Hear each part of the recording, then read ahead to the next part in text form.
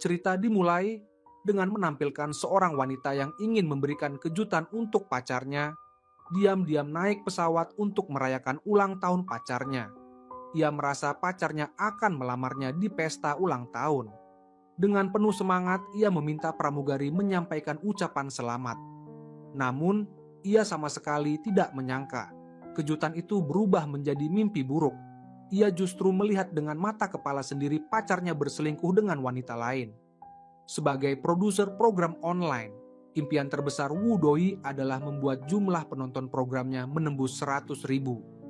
Untuk mencapai target itu, ia mengundang seorang artis wanita yang sering mabuk, bahkan memberi isyarat kepada pembawa acara untuk membuat artis itu mabuk, berharap artis tersebut akan bertingkah konyol dalam keadaan setengah sadar. Namun, artis yang mabuk itu tiba-tiba lepas kendali, saling tarik rambut dengan pembawa acara, membuat studio siaran langsung menjadi kacau. Perwakilan perusahaan ingin menghentikan keributan, tapi Woo Do-hee menahannya karena ia melihat jumlah penonton program sedang meningkat pesat. Seiring kekacauan di studio, jumlah penonton akhirnya menembus angka 100.000. Woo Do-hee belum sempat merayakan, artis wanita yang dikira sedang menghibur penonton malah melempar makanan ke arah mereka. Woo Do-hee dengan sigap menahan, tapi tanpa sengaja malah memukul kepala perwakilan perusahaan dengan sebungkus mie instan. Perwakilan itu sangat marah, tapi Woo Do-hee tidak peduli, karena target kerjanya sudah tercapai. Kini ia harus segera pergi ke Pulau Jeju untuk merayakan ulang tahun pacarnya. Beberapa hari sebelumnya, Woo Do-hee menerima foto cincin berlian dari pacarnya. Pacarnya bilang itu milik temannya yang ingin melamar, dan bertanya apakah cincin itu bagus.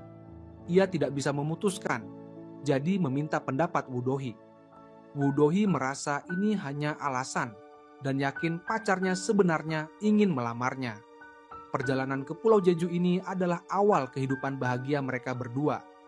Untuk memberi kejutan, Woo Do-hee tidak memberitahu pacarnya dan langsung ke bandara. Staf memberitahunya bahwa tiket kelas ekonomi telah di-upgrade gratis ke kelas bisnis. Keberuntungan ini membuat Woo Do-hee sangat senang, merasa seluruh dunia sedang mendukung kebahagiaannya. Ia membuka kamera untuk merekam perjalanan indah ini, membayangkan semua momen ini akan menjadi bukti cinta mereka. Pertama kali naik kelas bisnis, Woo Do-hee merasa sangat penasaran. Melihat-lihat sekeliling, ia memberitahu pramugari bahwa ia akan dilamar dan meminta pramugari merekam ucapan selamat untuknya. Setelah keinginannya terpenuhi, ia juga ingin pria di sebelahnya ikut serta, tapi ditolak mentah-mentah. Keduanya mengira ini hanya insiden kecil dalam perjalanan, tanpa tahu bahwa takdir mulai mempertemukan mereka. Sebelum ke restoran pacarnya, Woo Do-hee pergi ke supermarket membeli bahan makanan, berniat memasak sendiri untuk ulang tahun pacarnya. Saat ia membawa banyak barang ke restoran, ia terkejut melihat pacarnya sedang berciuman dengan wanita lain. Seketika, ia merasa seperti jatuh ke dalam lubang es. Yang lebih ironis, wanita yang berciuman dengan pacarnya adalah pramugari yang tadi merekam ucapan selamat untuknya di pesawat. Dengan marah, Woo Do-hee mengejar pacarnya dari ruang makan hingga ke tangga. Pramugari itu juga menuntut penjelasan dari pacar Woo Do-hee, mengapa masih berhubungan dengan mantan. Keributan mereka menarik perhatian para tamu di bawah, termasuk pria yang duduk di sebelah Woo Do-hee di pesawat, Hae-kyung. Hae-kyung adalah seorang psikiater yang datang ke Pulau Jeju untuk membantu pasien wanita yang patah hati. Melihat Woo Do-hee dan pramugari terlibat cinta segitiga, ia hanya menonton dengan dingin. Pasien wanita Hae-kyung sangat memahami perasaan Woo Do-hee, dan ikut menonton keributan itu diikuti tamu-tamu lain. Woo Do-hee memaksa dirinya tetap tenang, menuntut alasan pacarnya berselingkuh. Pacarnya mengaku sudah lama bosan dengan hubungan mereka, tidak ingin mengangkat telepon Woo Do-hee, tidak ingin berkencan, dan yang terpenting, ia mulai benci makan bersama Woo Do-hee. Padahal, makan bersama kekasih seharusnya menyenangkan, tapi baginya itu jadi beban. Kata-kata itu sangat melukai Woo Do-hee. Selama ini, setiap makan ia selalu mengalah, mengikuti selera pacarnya demi membuat hubungan mereka lebih manis.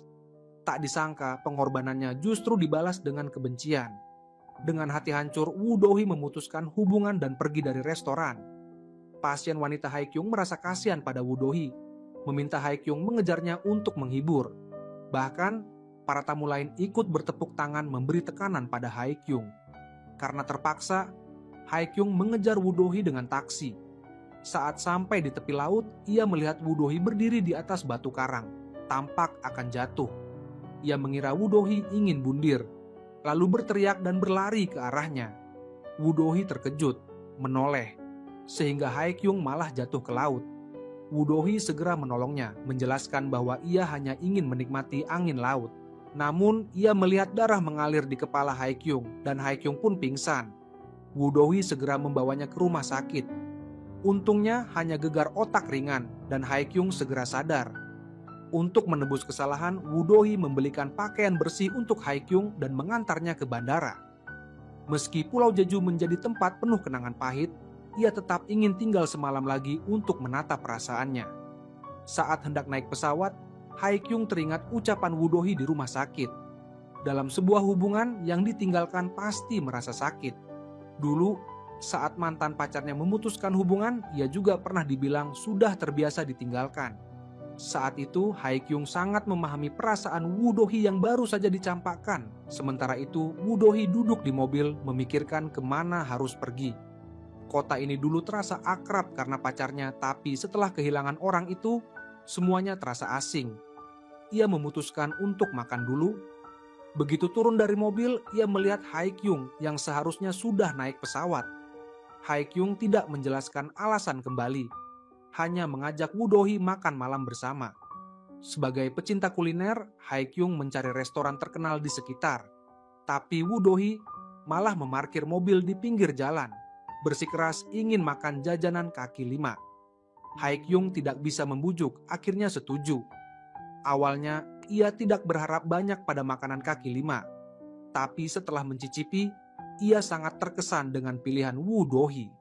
Saat makan, Haekyung bertanya-tanya mengapa Woo Do-hee tidak menanyakan alasan ia kembali dari bandara. Woo Do-hee seolah bisa membaca pikirannya, menebak isi hatinya. Haekyung buru-buru menjelaskan bahwa ia kembali bukan karena kasihan, tapi memang ingin makan malam bersama Woo Do-hee. Mereka berdiskusi soal tempat menginap malam itu. Pemilik warung merekomendasikan guest house terdekat. Sampai di guest house, mereka masuk ke kamar masing-masing. Haekyung yang sulit tidur mendengar suara Woo Do-hee mabuk di luar, berteriak dan tertawa di kolam renang yang kering.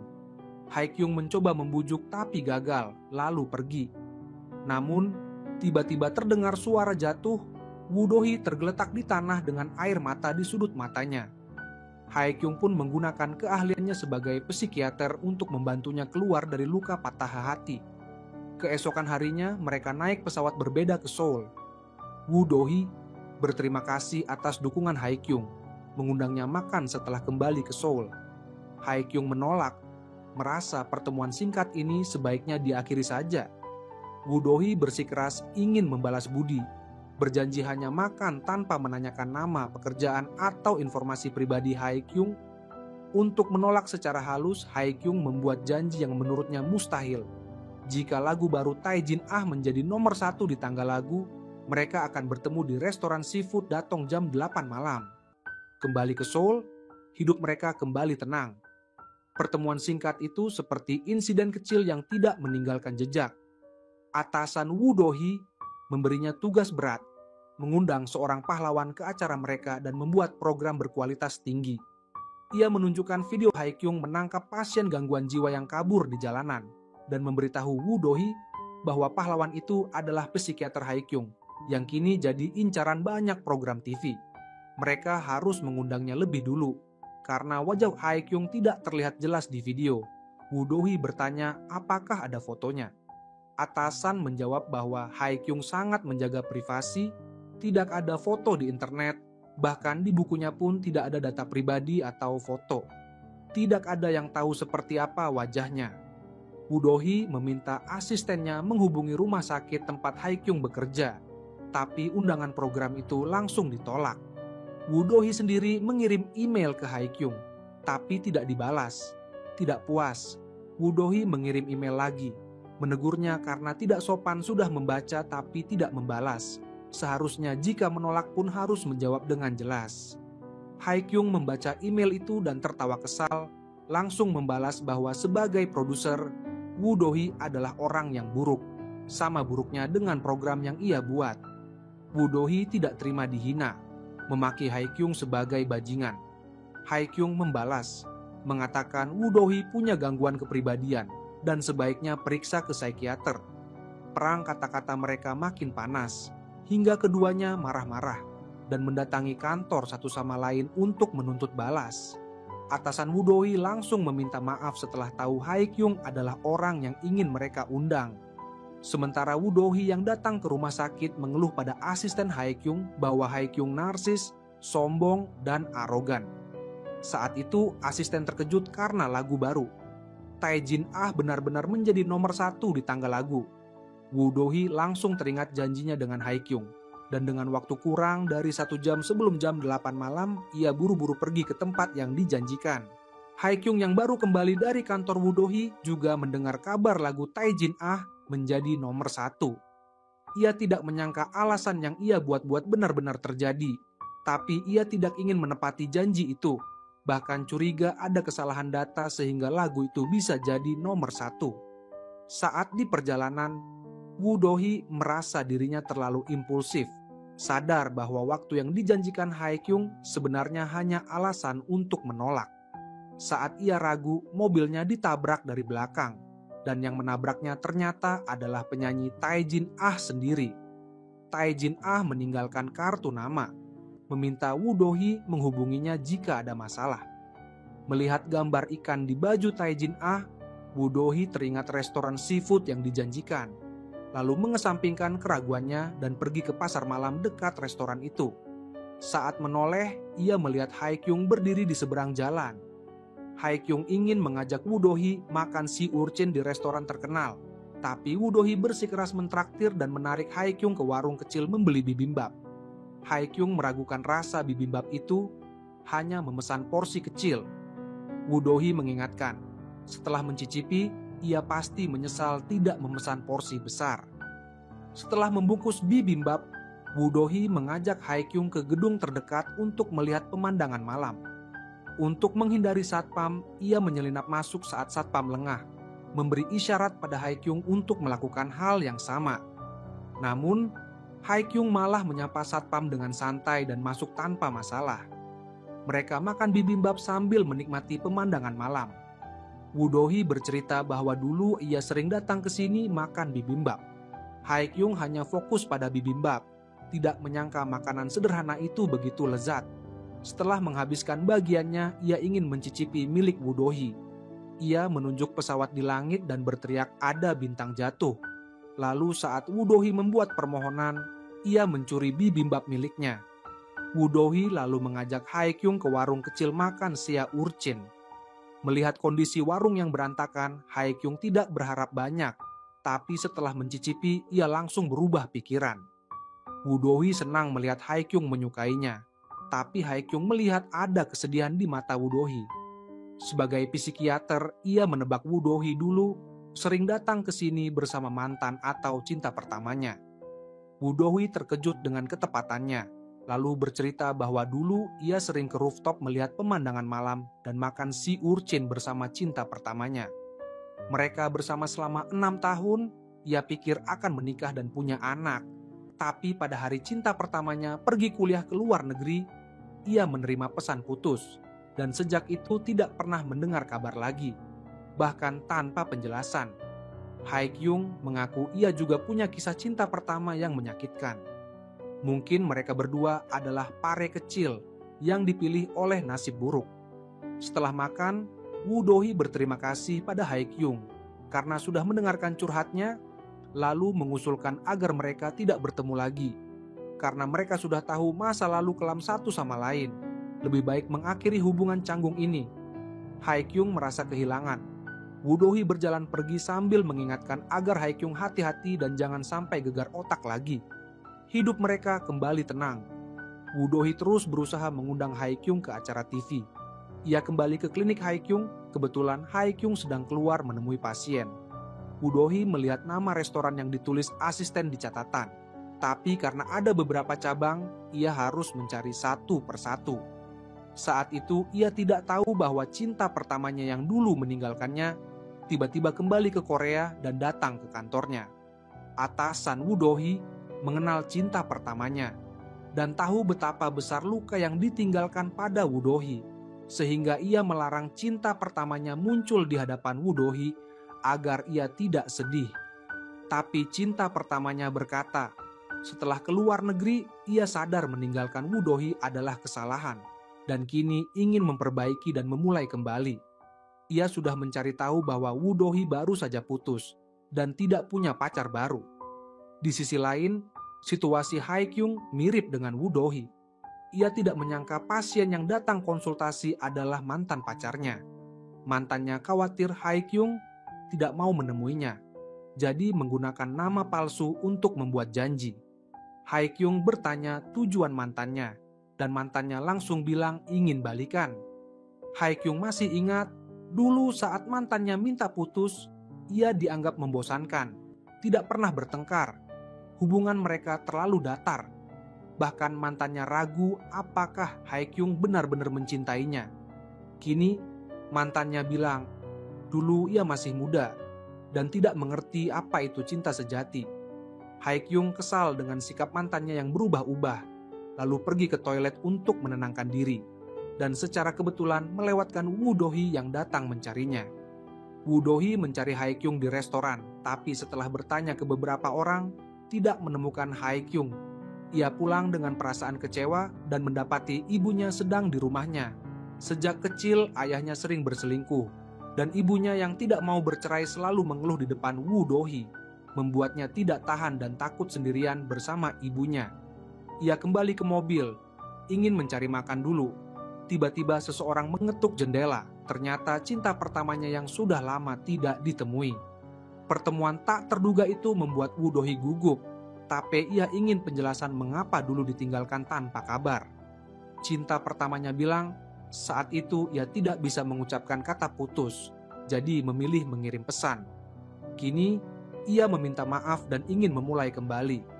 Namun, Woo Do-hee menolak cinta yang datang terlambat dan tidak mau menerima akhir dan awal hubungan yang sesuka hati. Setelah menyingkirkan cinta pertamanya, Woo Do-hee buru-buru pergi ke restoran, tapi terjebak macet. Perasaan tertekan dan marah membuatnya tidak sabar. Akhirnya ia meninggalkan mobil dan berlari. Sementara itu, ketika kembali ke rumah, Hae-kyung secara tak terduga menemukan ibunya berada di rumahnya sendiri. Dulu, demi karier, ibunya tidak peduli pada dirinya dan ayahnya, sehingga hubungan ibu dan anak menjadi dingin.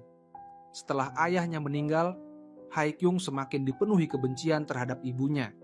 Karena tidak ingin berduaan dengan ibunya, ia pun kabur dari rumah dan mengajak temannya makan. Saat menunggu temannya, Hae-kyung melihat Woo Do-hee masuk ke restoran. Ia membantu Woo Do-hee membersihkan bunga sakura di kepalanya. Heran mengapa Woo Do-hee terengah-engah. Woo Do-hee hanya ingin segera makan untuk mengusir suasana hati buruknya. Namun, staf restoran memberitahu bahwa tidak ada tempat kosong. Dengan terpaksa, Woo Do-hee pun keluar dari restoran dengan kecewa. Baru berjalan beberapa langkah, ia ditahan oleh Hae-kyung yang mengejarnya. Seperti sebelumnya, Hae-kyung mengundangnya makan malam bersama. Ternyata, setelah Woo Do-hee pergi, teman Hae-kyung menelepon dan mengatakan ada pekerjaan mendadak sehingga harus membatalkan janji.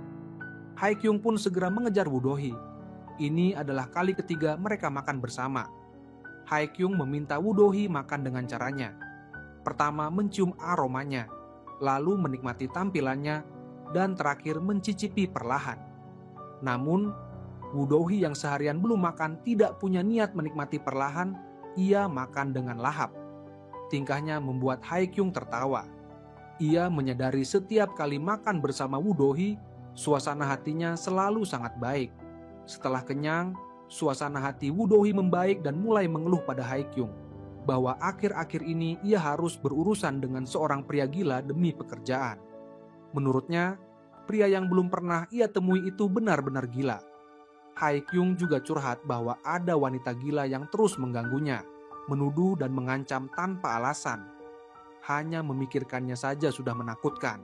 Saat itu keduanya tidak tahu bahwa mereka sedang membicarakan satu sama lain. Woo Do-hee bahkan mengingatkan Hae-kyung agar hati-hati terhadap wanita seperti itu, sebaiknya diabaikan saja.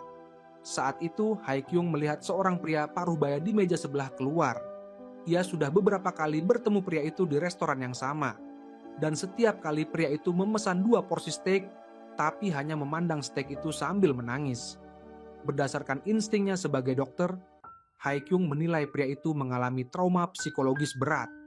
Khawatir pria itu melakukan hal bodoh, Hae-kyung meminta Woo Do-hee melanjutkan makan sendiri, dan ia segera kembali.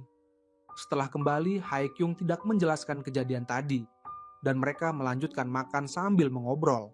Di depan Hae-kyung, Woo Do-hee merasa sangat santai, bahkan tak bisa menahan diri untuk mengeluhkan soal mantan kekasih yang kembali meminta balikan. Kebetulan, Hae-kyung juga mengalami masalah yang sama. 2 orang yang senasib itu sepakat bahwa mereka tidak ingin kembali dengan mantan. Saat akan berpisah, keduanya sedikit mabuk. Woo Do-hee berkata, semoga ini adalah pertemuan terakhir, dan jika bertemu di jalan pun harus pura-pura tidak saling kenal. Hae-kyung juga menegaskan, meski bertemu tanpa sengaja, jangan menganggap itu takdir, dan jangan sampai timbul perasaan. Hari berikutnya, Woo Do-hee kembali bersemangat bekerja.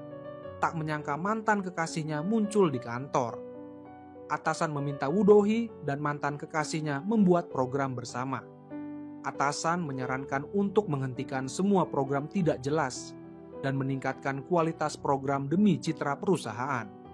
Karena Woo Do-hee gagal membujuk Hae-kyung tampil di acara, maka ia harus bekerja sama dengan mantan kekasihnya membuat program informasi medis. Woo Do-hee berjanji akan mengundang Hae-kyung, memohon agar atasan mengusir mantan kekasihnya. Atasan memberinya waktu 2 hari.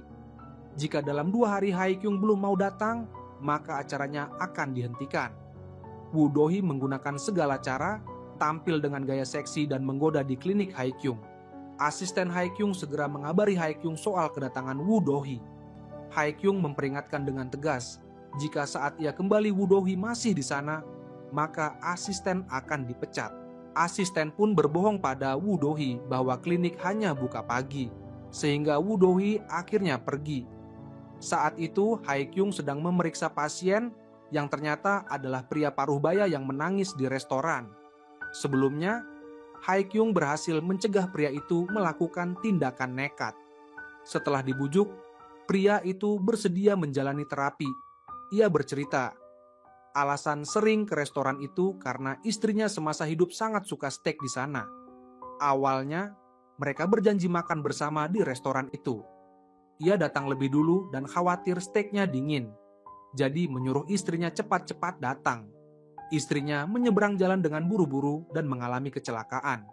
Pria itu sangat menyesal, merasa jika tidak menyuruh istrinya, maka istrinya tidak akan celaka. Hae-kyung menenangkan, mengatakan bahwa ia hanya ingin istrinya makan steak panas, dan itu bukan salahnya. Istrinya pun pasti tidak ingin ia terus hidup dalam penyesalan. Hae-kyung membujuknya agar tidak terus menyiksa diri. Waktu berlalu, tibalah hari terakhir untuk mengundang Hae-kyung ke acara. Pagi-pagi Woo Do-hee sudah menunggu di depan klinik, tapi saat ia menelepon, Hae-kyung justru keluar. Setelah tahu Hae-kyung pergi ke Pulau Jeju, Woo Do-hee benar-benar putus asa.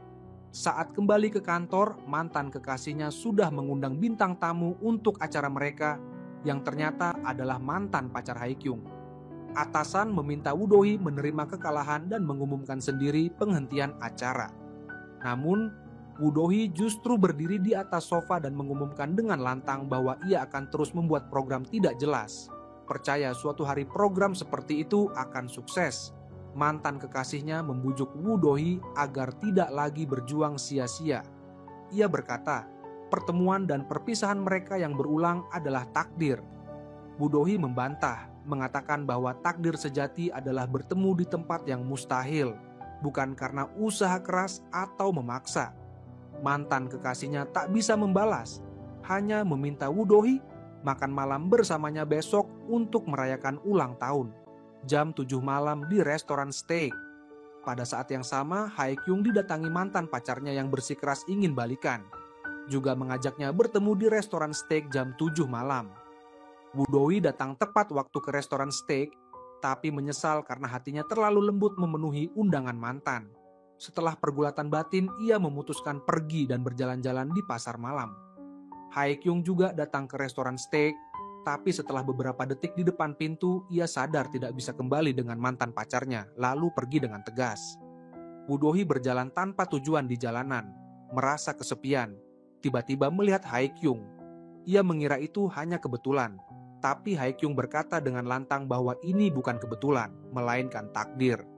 Ternyata setelah meninggalkan restoran steak, Haekyung sangat merindukan suasana makan malam bersama Woo-do-hee, lalu mencoba mencari Woo-do-hee di tempat-tempat yang pernah mereka kunjungi bersama, tapi tidak menemukannya.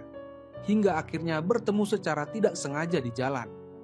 3 kali pertemuan yang nyaris ajaib membuat Woo-do-hee merasa hubungan mereka sangat unik, lalu mengusulkan agar mereka menjadi teman makan bersama. Haekyung sangat menyukai hubungan seperti itu. Untuk menghindari gangguan saat makan, ia mengusulkan agar mereka membuat grup chat dengan nama samaran. Hanya membahas waktu dan menu makan, melarang kontak pribadi, transaksi uang, serta hubungan asmara dan kontak fisik. Woo-do-hee mengejek bahwa Haekyung bukan tipe yang ia sukai, jadi tidak akan jatuh cinta padanya. Haekyung menjelaskan, mereka berdua pernah terluka oleh cinta pertama. Dari makan bahagia bersama kekasih, hingga akhirnya berakhir pahit, sehingga makanan yang dulu nikmat pun jadi sulit ditelan. Setelah susah payah menemukan teman makan yang cocok, ia tidak ingin makan bersama menjadi pengalaman pahit lagi. Woo-do-hee sepenuhnya memahami perasaannya dan menerima kesepakatan itu dengan senang hati. Saat berpisah, Woo-do-hee baru ingat ia lupa mengambil ponsel dan tas di restoran steak karena terburu-buru keluar, jadi terpaksa meminta Haekyung mengantarnya. Agar tidak membocorkan informasi pribadi, ia turun di dekat rumah. Setelah Woo-do-hee pergi, Haekyung baru sadar cincin Woo-do-hee tertinggal di mobil. Tapi karena tidak tahu alamat pastinya, ia simpan dulu. Sebelum tidur, keduanya sama-sama bersemangat karena mendapatkan teman baru yang sehati, membuat hidup mereka tiba-tiba penuh harapan. Sebaliknya, mantan pacar Haekyung dan mantan kekasih Woo-do-hee yang ditinggalkan merasa sedih. Satu menangis karena Haekyung menolak bertemu. Satu lagi mengembalikan barang Woo-do-hee ke kantor dengan kecewa. Atasan yang mengenal baik Woo-do-hee dan mantan kekasihnya, setelah berpikir, merasa mustahil mantan kekasih Woo-do-hee tega meninggalkannya tanpa alasan, dan curiga ada rahasia di balik perpisahan mereka.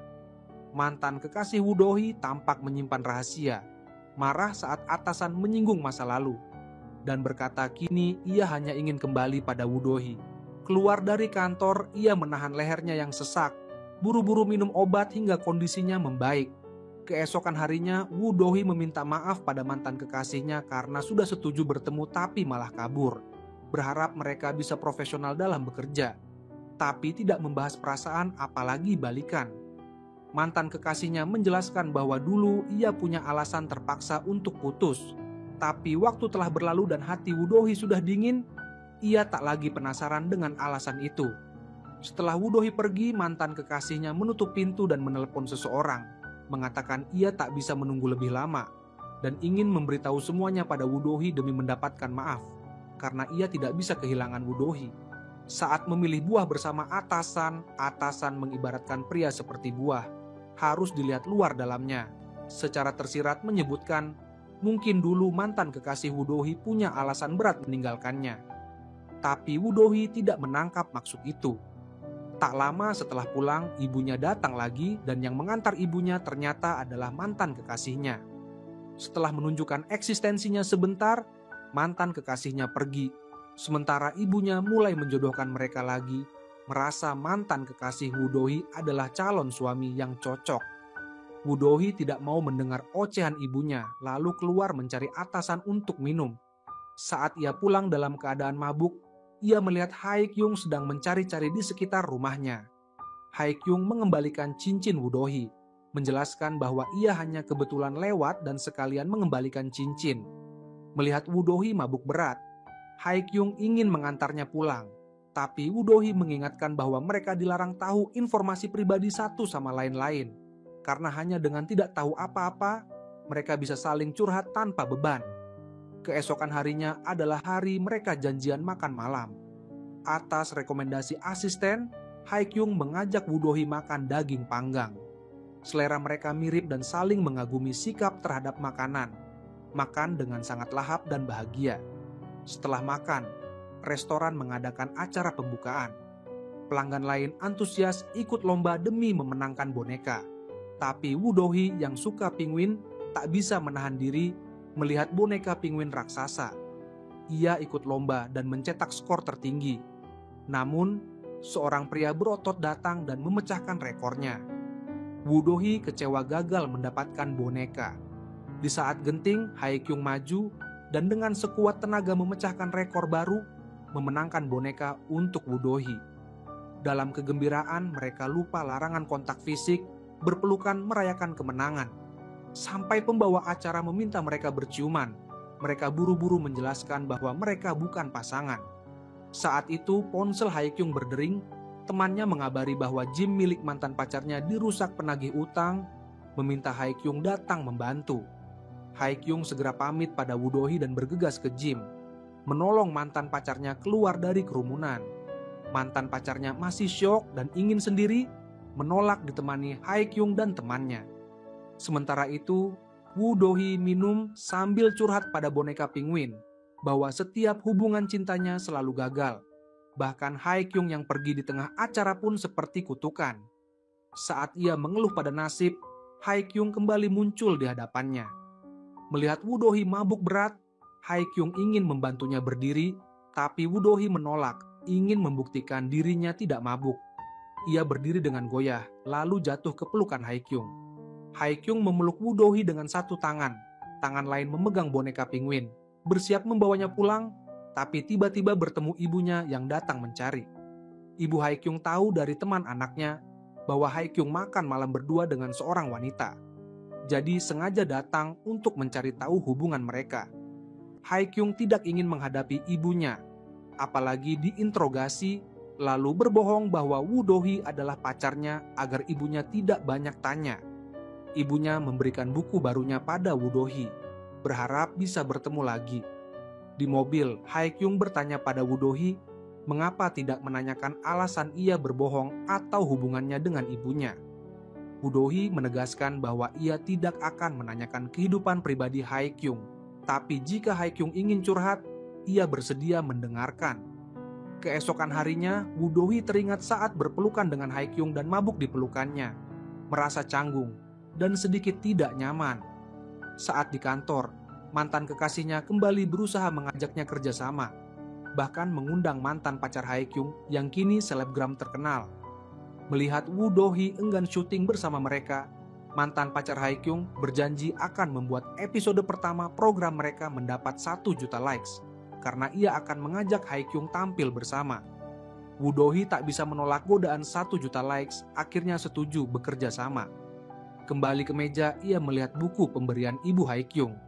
Baru membuka satu halaman, ia sudah membayangkan adegan panas dalam buku itu, seolah tokoh utama pria dan wanita adalah dirinya dan Hye-kyung, beradegan mesra di meja makan. Saat tersadar dari lamunan, ia menerima pesan undangan makan malam dari Hye-kyung. Setelah makan malam yang menyenangkan, mereka berjalan sambil mengobrol, membahas banyak hal tanpa menyentuh privasi masing-masing, tapi tetap bisa menemukan topik bersama. Suasana santai dan ceria. Kehadiran Hye-kyung membuat hari-hari Woo Do-hee selalu bahagia.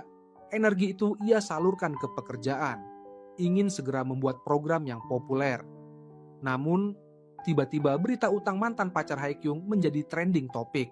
Atasan Woo Do-hee melihat situasi buruk itu dan meminta agar program yang akan direkam segera dibatalkan. Woo Do-hee membantah, mengatakan yang berutang adalah ibu mantan pacar Hye-kyung. Tidak adil jika mantan pacar Hye-kyung menanggung akibatnya. Ia dan mantan kekasihnya menemui mantan pacar Hye-kyung, berjanji program akan tetap berjalan, dan meminta agar ia tidak terpengaruh secara emosional. Hye-kyung juga melihat berita itu dan pergi menghibur mantan pacarnya. Mantan pacarnya memanfaatkan kesempatan itu, meminta Hye-kyung tampil di program bersama. Kini, karena reputasinya tercoreng, ia tidak bisa lagi ke gym atau diundang ke acara lain. Untuk bangkit, ia harus sukses di program Woo Do-hee. Jadi sangat membutuhkan bantuan Hae-kyung, meski hanya tampil 1 episode. Hae-kyung kecewa karena setelah bertahun-tahun, mantan pacarnya masih mementingkan kepentingan pribadi, lalu menolak permintaannya dengan marah. Hae-kyung yang kesal sangat ingin bertemu Woo Do-hee, tapi teringat janji mereka untuk tidak membahas urusan pribadi, ia menahan keinginannya untuk curhat. Saat itu, Woo Do-hee sedang makan bersama teman kantor. Temannya tahu Woo Do-hee punya teman makan malam, dan setiap kali membicarakan orang itu, Woo Do-hee tampak seperti orang jatuh cinta, sehingga menebak Woo Do-hee menyukai orang itu. Saat Woo Do-hee ke toilet, temannya diam-diam mengirim pesan ke Hae-kyung dari ponsel Woo Do-hee. Sebelum berpisah, temannya mengajak Woo Do-hee camping besok pagi dan akan menjemputnya di rumah. Keesokan harinya, mereka tiba di lokasi camping. Teman Woo Do-hee berpura-pura keluar membeli minuman, meninggalkan Woo Do-hee sendirian. Tak lama, Woo Do-hee melihat Hae-kyung datang. Ia mengira ini kebetulan, tapi Hae-kyung menunjukkan pesan undangan dari ponsel Woo Do-hee, membuat Woo Do-hee sadar temannya yang mengatur semua ini. Karena sudah terlanjur, Woo Do-hee pun menikmati acara camping bersama Hae-kyung. Hae-kyung menunjukkan keahliannya memasak, sementara Woo Do-hee yang tidak bisa masak mengambil tugas memanggang daging sederhana. Namun, ia tidak sengaja membakar roknya. Hae-kyung segera memadamkan api, dan dalam proses saling tarik-menarik, mereka terjatuh bersama. Woo Do-hee menindih Hae-kyung. Posisi yang ambigu itu membuat jantung Woo Do-hee berdebar, bahkan ia curiga Hae-kyung bukan memadamkan api, tapi justru menyalakan api di hatinya. Setelah makan dan minum sampai kenyang, keduanya mengobrol dengan santai. Woo Do-hee berharap ada bintang jatuh agar ia bisa membuat permohonan. Melihat Hae-kyung yang tampak tenang, ia bertanya kenapa Hae-kyung tidak penasaran dengan keinginan yang akan ia ucapkan. Hae-kyung menjawab bahwa tidak saling mengorek kehidupan pribadi adalah aturan yang sudah mereka sepakati. Woo Do-hee merasa sedikit kecewa, lalu mengusulkan untuk mengakhiri hubungan sebagai teman makan malam. Ia berkata, "Aku yang melanggar aturan, aku yang kelewatan, aku yang salah." Hae-kyung tidak bisa menerima Woo Do-hee tiba-tiba ingin mengakhiri hubungan. Tapi Woo Do-hee segera menjelaskan bahwa itu hanya kutipan dari novel ibunya, Hae-kyung. Hae-kyung pun lega dan tertawa. Woo Do-hee mencari alasan untuk kembali ke tenda, diam-diam membenci dirinya sendiri yang tidak jujur.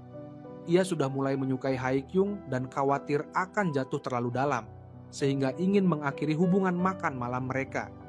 Namun, ia sama sekali tidak punya keberanian untuk mengungkapkan perasaannya yang sebenarnya.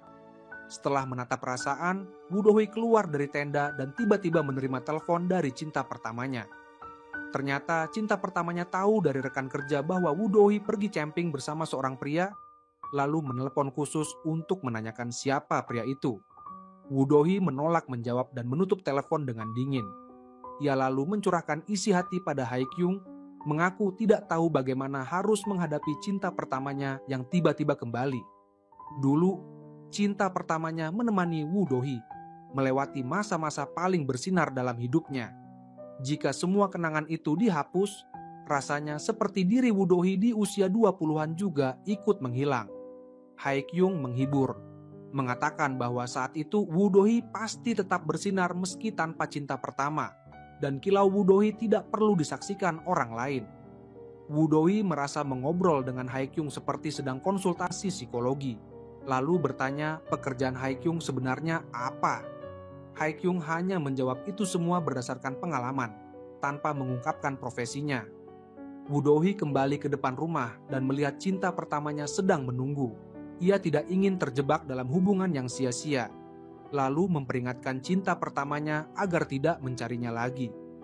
Namun, cinta pertamanya menahan tangan Woo Do-hee, memaksa ingin tahu siapa pria yang pergi camping bersamanya. Saat Woo Do-hee mulai kesal, Hae-kyung datang dan memerintahkan cinta pertama untuk melepaskan tangan Woo Do-hee. Cinta pertama lalu bertanya siapa Hae-kyung.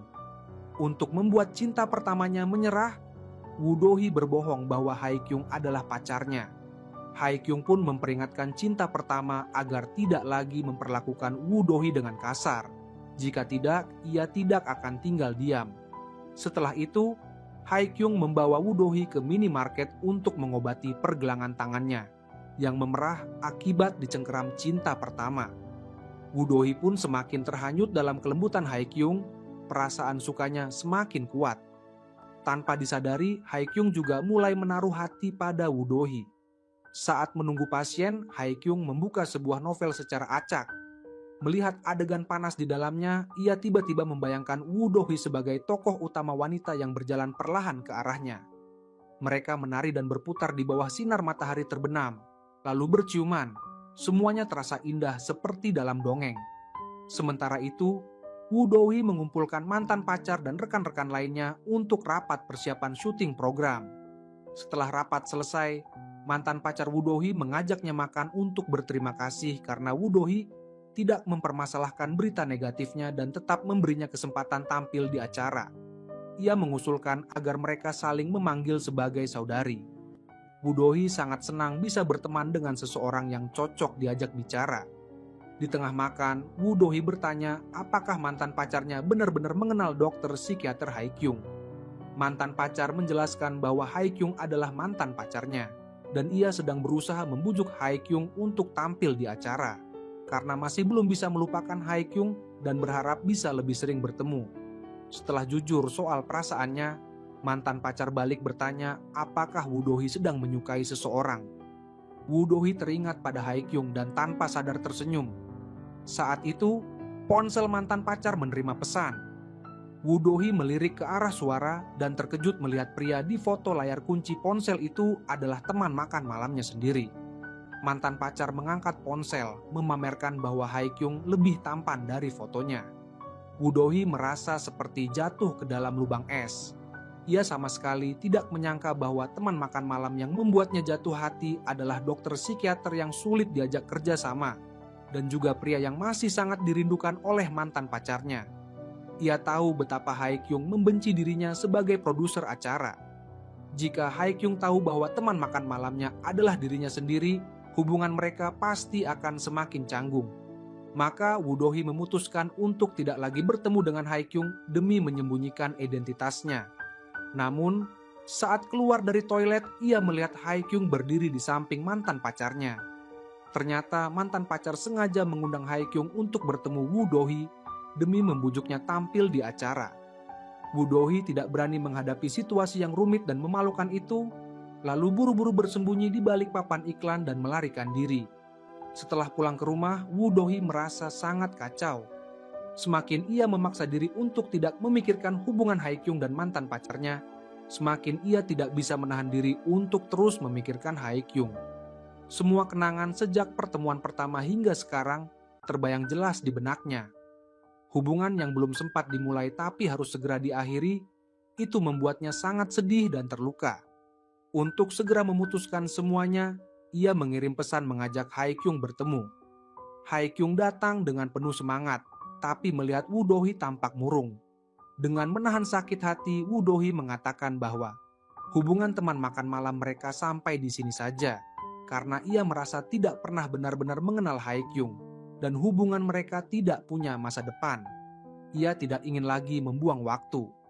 Setelah berpamitan, Woo-do-hee menangis di pundak perwakilan perusahaan, merasa sangat sakit karena harus melepaskan orang yang ia sukai. Ia tahu, butuh waktu lama untuk melupakan luka ini. Haikyung mengira Woo-do-hee mengambil keputusan secara impulsif, ingin menunggu sampai Woo-do-hee tenang, lalu membujuknya agar tidak menyerah pada hubungan mereka. Namun, saat melihat Woo-do-hee keluar dari grup chat makan malam mereka, Haikyung benar-benar panik. Ia teringat Woo-do-hee pernah berkata bahwa ia sama sekali tidak tahu apa-apa tentang Haikyung. Haikyung pun pergi ke sekitar rumah Woo-do-hee, menunggu di sana. Begitu melihat Woo-do-hee, ia langsung memberikan kartu namanya dan memperkenalkan diri, mengatakan bahwa jika Woo-do-hee ingin menghubunginya, bisa menelepon kapan saja. Woo-do-hee menerima niat baik Haikyung, tapi karena tidak ingin Haikyung tahu bahwa dirinya adalah produser acara yang dibenci dan juga tidak ingin terlibat dalam hubungan Haikyung dan mantan pacarnya, ia dengan tegas berkata pada Haikyung bahwa ia sama sekali tidak penasaran tentang Haikyung dan tidak ingin mengenal lebih jauh. Hye-kyung tidak mengerti perubahan sikap Woo Do-hee yang tiba-tiba dan meminta alasan. Woo Do-hee tahu apa yang paling penting bagi Hye-kyung, jadi untuk memaksa Hye-kyung menyerah, ia berbohong bahwa ia tiba-tiba merasa makan bersama Hye-kyung sangat canggung. Hye-kyung sangat terpukul, tanpa tahu bahwa Woo Do-hee yang melukai hatinya juga menangis di rumah. Program kerjasama dengan mantan pacar resmi mulai syuting. Tapi setiap kali melihat mantan pacar, Woo Do-hee selalu teringat Hye-kyung. Untuk menghindari hubungan yang rumit, ia sengaja menjauh dari mantan pacar. Mantan pacar menyadari perubahan sikap Woo Do-hee, tapi tidak tahu alasannya, akhirnya mengakhiri hubungan mereka. Hye-kyung seperti orang patah hati, tidak bersemangat melakukan apapun. Saat itu, cinta pertama Woo Do-hee datang ke klinik. Dari reaksi Woo Do-hee sebelumnya, ia menebak bahwa Woo Do-hee dan Hye-kyung bukan pasangan sungguhan, lalu memberitahu Hye-kyung bahwa cinta pertamanya adalah Woo Do-hee, yang juga produser acara yang berkali-kali mengundang Hye-kyung. Ia juga memperingatkan Hye-kyung agar tidak mendekati Woo Do-hee. Untuk memastikan, Hye-kyung meminta foto produser acara dari teman stylist di tim produksi. Begitu melihat foto itu adalah teman makan malamnya sendiri, Hye-kyung merasa sangat rumit. Temannya juga memberitahu bahwa Woo Do-hee sedang merekam acara bersama mantan pacar dan cinta pertamanya. Hye-kyung ingin menemui Woo Do-hee secara langsung untuk meluruskan semua kesalahpahaman sebelum mereka saling tahu identitas masing-masing, berharap Woo Do-hee tidak membencinya. Namun, ia menunggu lama di depan rumah Woo Do-hee tanpa melihat Woo Do-hee muncul. Syuting program kerja sama resmi dimulai. Woo Do-hee sangat puas dengan penampilan mantan pacar. Saat bekerja, ia melihat alat syuting di atas kepala mulai longgar dan hampir jatuh menimpa mantan pacar. Dalam keadaan panik, ia segera mendorong mantan pacar hingga terjatuh, sementara cinta pertamanya melindungi Woo Do-hee. Insiden ini membuat lengan cinta pertama terluka, dan mantan pacar pingsan karena benturan keras. Pada saat yang sama, Hye-kyung terkejut melihat senior yang menghilang selama 5 tahun tiba-tiba muncul di klinik. Ia bertanya mengapa seniornya tidak pernah memberi kabar selama 5 tahun itu. Seniornya hanya memberitahu satu hal. Cinta pertama Woo Do-hee adalah orang yang berbahaya, dan Hye-kyung harus sangat waspada, jangan sampai orang yang ia sayangi terluka oleh cinta pertama Woo Do-hee. Ternyata selama menghilang, seniornya hidup sebagai gelandangan dan sering muncul di lingkungan tempat tinggal Woo Do-hee, bahkan sudah akrab dengan Woo Do-hee. Melihat cinta pertama datang mencari Woo Do-hee, ia khawatir Woo Do-hee akan terluka karena tahu siapa cinta pertama Woo Do-hee sebenarnya. Lalu buru-buru datang memperingatkan Hye-kyung agar ekstra hati-hati. Setelah mengatakan hal itu, senior menolak menjawab pertanyaan Hye-kyung dan langsung pergi. Hye-kyung kemudian menerima telepon dari temannya, mengetahui bahwa mantan pacar pingsan dan sudah dibawa ke rumah sakit. Ia segera ke rumah sakit dan tanpa sengaja bertemu Woo Do-hee. Keduanya saling menatap dengan perasaan yang rumit. Saat itu, mantan pacar yang baru sadar langsung memeluk Hye-kyung. Woo Do-hee tidak bisa menyembunyikan rasa kecewanya dan berbalik pergi. Dari kamar sebelah, cinta pertama melihat dengan jelas ketegangan antara Woo Do-hee dan Hye-kyung. Tidak ada yang tahu bahwa dialah yang mengotak-atik alat syuting hingga terjadi kecelakaan. Tujuannya adalah agar Hye-kyung dan mantan pacar bisa kembali bersama, sehingga tidak bisa lagi mendekati Woo Do-hee. Hye-kyung mengejar Woo Do-hee untuk memperingatkan agar hati-hati terhadap cinta pertama.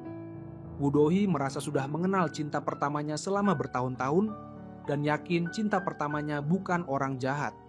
Ia justru lebih memperhatikan kedekatan Hye-kyung dan mantan pacar. Lalu dengan nada cemburu mengingatkan Hye-kyung agar kembali merawat mantan pacarnya saja. Mantan pacar yang baru sadar melihat Hye-kyung tertidur di samping tempat tidurnya, lalu teringat masa lalu mereka. Dulu, Hye-kyung selalu merawatnya saat sakit, bahkan sampai tertidur di samping tempat tidur. Ia menyesal telah kehilangan pria yang benar-benar mencintainya. Setelah keluar dari rumah sakit, ia mengajak Hye-kyung menikah. Namun, Hye-kyung dengan jujur mengatakan bahwa ia sudah tidak punya perasaan apapun pada mantan pacarnya. Hubungan mereka hanya sebatas teman. Mantan pacar dengan sedih menuntut, dulu saat mereka bersama meski ia pergi berlibur, mereka tidak saling menghubungi selama beberapa hari Bahkan saat ia pergi mencari pria lain, Hye-kyung selalu memaafkan dan memahaminya. Tapi cinta itu seharusnya memiliki rasa memiliki, marah dan cemburu. Bahkan jika terus terluka, tetap ingin memiliki satu sama lain. Mantan pacar tahu Hye-kyung sudah tidak mencintainya, tapi tetap bersikeras tidak akan melepaskan Hye-kyung. Hye-kyung meminta maaf dengan tegas, menegaskan bahwa mereka tidak mungkin kembali bersama.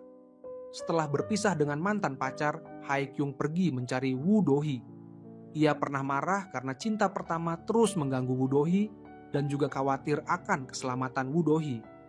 Ia sadar, ia bukan tidak bisa mencintai, tapi ia telah memberikan cintanya pada Woo Do-hee. Saat itu, Woo Do-hee sedang berdiskusi dengan rekan kerja untuk mencari psikiater yang cocok tampil di acara. Belum sempat menemukan hasil, Hye-kyung tiba-tiba muncul dan dengan lantang mengumumkan bahwa ia bersedia tampil di acara. Woo Do-hee tidak menyangka Hye-kyung sudah tahu identitas aslinya, lalu buru-buru meminta maaf karena tidak sengaja menyembunyikan identitas. Sebelum Woo Do-hee selesai bicara, Hye-kyung langsung menyatakan perasaannya, mengatakan bahwa ia sangat merindukan Woo Do-hee dan sudah jatuh cinta padanya. Setelah menyatakan cinta, Hye-kyung kembali mengajak Woo Do-hee makan malam, berharap mendapat jawaban dari Woo Do-hee. Woo Do-hee teringat 2 kali kisah cintanya yang gagal, merasa tidak yakin apakah bisa berjalan lama bersama Hye-kyung dan memiliki masa depan yang bahagia. Hye-kyung tahu Woo Do-hee bukan tidak menyukainya, hanya saja kurang percaya diri dalam cinta. Ia pun memutuskan untuk terus mendekati Woo Do-hee sampai Woo Do-hee percaya padanya dan bersedia menjalin hubungan. Setelah menyatakan cinta, Hye-kyung bekerja dengan semangat.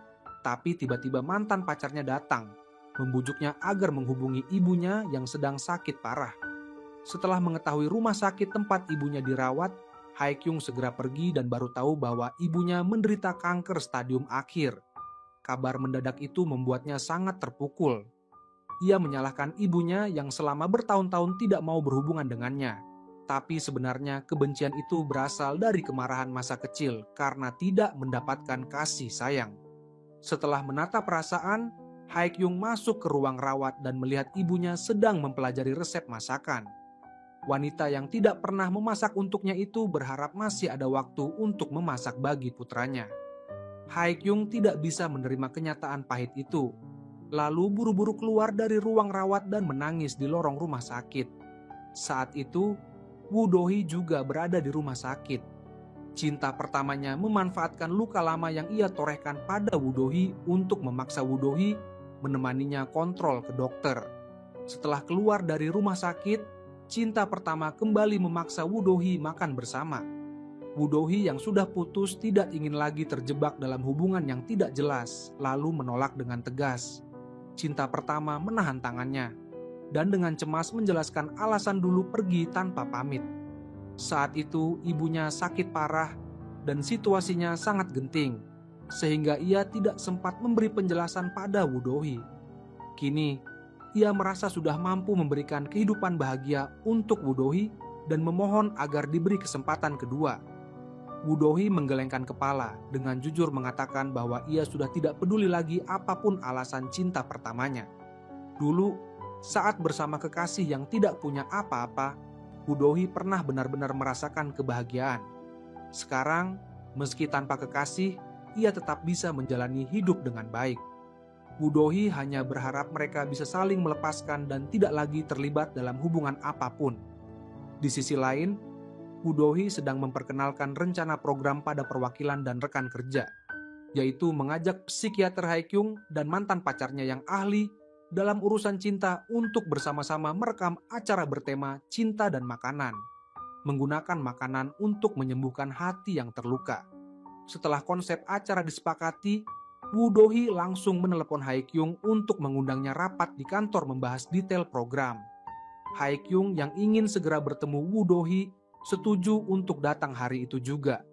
Namun, mantan pacar Hye-kyung lebih dulu menemui Woo Do-hee, mengungkapkan rasa cemburu karena Hye-kyung jatuh cinta pada Woo Do-hee dan dengan tegas menyatakan bahwa ia masih mencintai Hye-kyung dan akan menganggap Woo Do-hee sebagai saingan cinta, bersaing secara adil. Woo Do-hee tetap profesional, mengingatkan bahwa hari ini mereka harus rapat membahas program. Mantan pacar menolak ikut rapat dengan alasan ada urusan lain. Woo Do-hee menyambut Hae-kyung di depan kantor. Begitu mereka masuk, cinta pertama Woo Do-hee menghadang dengan wajah tidak ramah, mengaku juga sebagai peserta program dan menuntut ikut rapat. Setelah rapat selesai, perusahaan mengadakan jamuan penyambutan untuk Hae-kyung. Cinta pertama yang licik segera menelepon mantan pacar Hae-kyung. Mereka memang sekutu yang ingin memisahkan Woo Do-hee dan Hae-kyung. Ia mengajak mantan pacar Hae-kyung untuk ikut jamuan. Mantan pacar yang datang terlambat langsung duduk di samping Woo Do-hee. Setiap ucapannya menyinggung kedekatannya dengan Hae-kyung. Cinta pertama juga selalu menantang Hae-kyung. Suasana canggung di antara keempat orang itu membuat Woo Do-hee tidak tahan dan mencari alasan untuk keluar menghirup udara segar. Cinta pertama memanfaatkan kesempatan itu untuk memanggil stylist keluar. Ternyata mereka adalah sepupu. Ia meminta stylist merahasiakan hubungan keluarga mereka dari Woo Do-hee.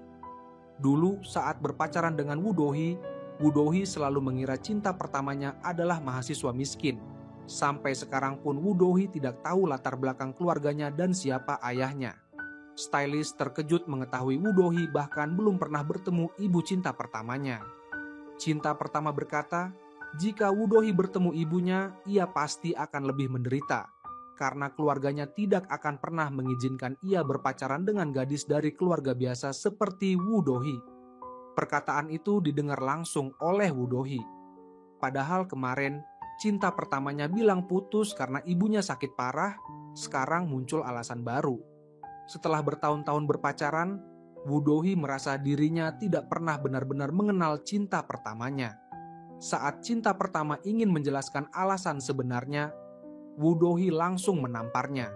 Marah karena selama ini dibohongi. Dengan hati hancur, Woo Do-hee berjalan di tengah hujan deras, merasa malu karena sudah memberikan hati tapi selalu disakiti. Hae-kyung mengejar dan melindungi Woo Do-hee dari hujan dengan bajunya, lalu membawanya ke klinik untuk mengobati luka hati dengan makanan lezat. Woo Do-hee menangis, mengaku sudah lama memaafkan perpisahan dulu dan mengira setidaknya masih punya kenangan indah.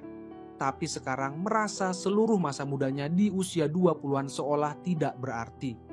Hae-kyung menghibur, mengatakan bahwa cinta yang diberikan Woo Do-hee dulu adalah cinta yang tulus, sama seperti dirinya yang tetap jatuh cinta pada Woo Do-hee. Meski tahu Woo Do-hee adalah produser acara yang dulu sering bertengkar dengannya lewat email. Woo Do-hee pun menangis terharu dan Hae-kyung dengan lembut menghapus air matanya, lalu memeluknya. Setelah suasana hati Woo Do-hee membaik, Hae-kyung mengulurkan tangan, berharap Woo Do-hee mau bersama dengannya dan mulai sekarang hanya fokus pada hubungan mereka berdua. Woo Do-hee menggenggam tangan Hae-kyung, mengaku sudah lama jatuh cinta padanya, hanya saja selama ini selalu menahan perasaan dan tidak berani melangkah lebih jauh. Hae-kyung tiba-tiba menyadari saat mereka berdua pergi berkemah, yang dimaksud Woo Do-hee dengan melanggar batas pasti adalah mulai menyukai dirinya. Ia juga memuji Woo Do-hee yang saat itu berusaha menutupi perasaannya, terlihat sangat menggemaskan. Setelah saling mengungkapkan isi hati, mereka resmi menjadi pasangan kekasih. Dalam perjalanan mengantar Woo Do-hee pulang, Hae-kyung dengan berani menggenggam tangannya. Kebahagiaan yang sulit diungkapkan dengan kata-kata mengalir tenang di hati mereka berdua. Di saat yang sama, cinta pertama dan mantan pacar yang gagal mendapatkan cinta berkumpul bersama, menenggelamkan kesedihan mereka dalam alkohol. Mereka masing-masing merasa diri merekalah yang paling memahami Woo Do-hee dan Hae-kyung, namun tak menyangka, setelah berusaha keras, tetap tak bisa merebut kembali orang yang dulu mereka cintai. Mantan pacar Hae-kyung tidak mau menyerah, ia ingin bersaing secara adil dengan Woo Do-hee, dan yakin Hae-kyung pada akhirnya pasti akan kembali padanya. Sementara cinta pertama Woo Do-hee terjebak dalam kepanikan karena hampir kehilangan Woo Do-hee, hidupnya pun jadi tak tenang. Cinta pertama lalu menemui sepupunya yang seorang stylist untuk minum bersama, curhat bahwa ia tak bisa melupakan Woo Do-hee dan meminta sepupunya membantu mengatur pertemuan dengan Hae-kyung karena ada hal yang ingin ia sampaikan. Sepupunya yang tak tega melihatnya begitu menderita, akhirnya mengundang Hae-kyung dengan alasan makan bersama. Awalnya, cinta pertama berbicara kasar pada Haikyung, namun kemudian mengaku sudah menyerah dan meminta Haikyung menjaga Woo Do-hee baik-baik. Haikyung tidak suka cinta pertama menganggap Woo Do-hee sebagai miliknya, lalu menantangnya minum alkohol sebagai pertarungan laki-laki hingga cinta pertama mabuk berat. Baru kemudian Haikyung pergi dengan sikap meremehkan. Di waktu yang sama, sepupu cinta pertama membujuk Woo Do-hee agar memaafkan cinta pertama yang sudah memutuskan untuk menyerah. Hanya saja butuh waktu untuk benar-benar melepaskan. Ia berharap Woo Do-hee tidak perlu memutus hubungan secara buruk. Namun Woo Do-hee menegaskan, semua sudah terlambat. Ia hanya ingin tidak ada lagi urusan apapun dengan cinta pertamanya. Saat Haikyung datang ke lokasi syuting, Woo Do-hee bersikap profesional, berinteraksi dengan Haikyung sebagai produser, dengan sikap sopan namun menjaga jarak. Haikyung tidak bisa menerima kenyataan bahwa kemarin baru saja resmi berpacaran, hari ini sudah seperti orang asing. Ia pun mengirim pesan mengeluh Woo Do-hee terlalu dingin padanya. Woo Do-hee menjelaskan ia tidak ingin rekan kerja tahu hubungan mereka agar tidak menimbulkan masalah. Haikyung merasa alasan itu agak dipaksakan. Namun saat sedang kesal, Woo Do-hee tiba-tiba menggoda dari depan ruang rias, membuat Haikyung langsung luluh dan memutuskan untuk menghormati keputusan Woo Do-hee. Haikyung dan mantan pacarnya tampil bersama di acara, membuat Haikyung merasa sangat tidak nyaman. Mantan pacar sengaja membocorkan di depan kamera bahwa mereka pernah berpacaran. Haikyung pun melirik ke arah Woo Do-hee dengan canggung, sementara mantan pacar menatap Woo Do-hee dengan tatapan menantang. Woo Do-hee merasa sangat tidak nyaman, namun tetap menjalankan tugasnya dengan profesional. Setelah syuting selesai, mantan pacar mengajak Haikyung makan bersama. Namun Haikyung tanpa ragu berjalan ke arah Woo Do-hee dan berkata akan mengantarnya pulang. Setelah tahu Haikyung akan ke rumah sakit menjenguk ibunya yang sakit, Woo Do-hee pun ikut menemaninya sebagai pacar. Namun, saat mereka membuka pintu kamar rumah sakit, mereka melihat mantan pacar sudah duduk di samping ibu Haikyung, membuat suasana menjadi sangat canggung. Woo Do-hee memberikan bunga dan menyapa dengan sopan, sementara Haikyung memperkenalkan Woo Do-hee sebagai pacarnya.